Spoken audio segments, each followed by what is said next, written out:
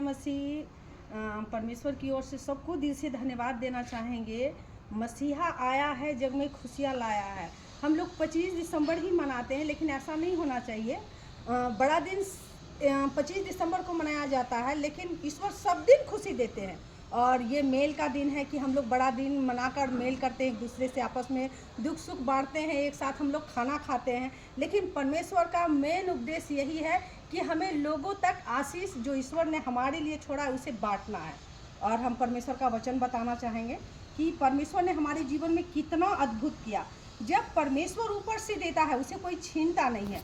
परमेश्वर का वचन यूहन्ना 3:33 में है। परमेश्वर का अद्भुत वचन 30 में, आवश्यक है कि वह बढ़े और मैं घटूं। यदि हम परमेश्वर को बढ़ाते हैं और हम इंसान घटते हैं तो हमारे लिए कोई भी काम भारी हो लेकिन वो आसान हो जाता है। जो ऊपर से आता है वो सर्वोत्तम है, जो पृथ्वी से आता है वो पृथ्वी की बातें करता है। परमेश्वर का अद्भुत वचन है कि वास्तविक में जब ऊपर से आशीष आएगा, जैसे बारिश आता है ना, तो हम उसे रोक नहीं पाते हैं।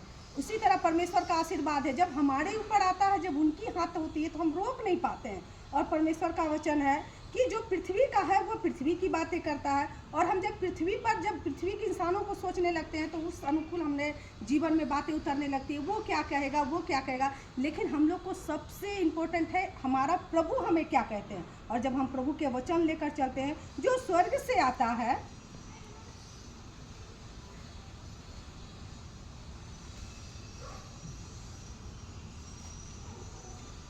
जो स्वर्ग से आता है वो सबसे ऊपर है। वास्तविक में ईश्वर का दिया हुआ वरदान और आशीष सबसे ऊपर है। जो कुछ उसने देखा और सुना उसी की गवाही देता है, और कोई उसकी गवाही ग्रहण नहीं करता।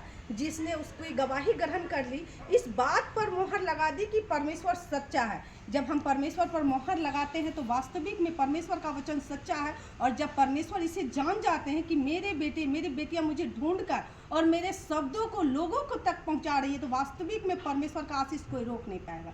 सबको जय मसीह।